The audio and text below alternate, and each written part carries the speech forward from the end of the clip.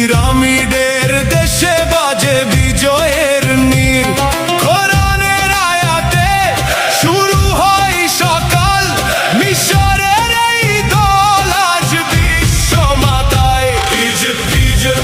ঈগলের ডানা মেলে ফিলিস্তিনের জন্য দোয়া হৃদয়ে জেলে, মুসলিম উম্মাহর গর্ব আজ মাঠে, আরবের সুর বাজে বিশ্বকাপের সাথে।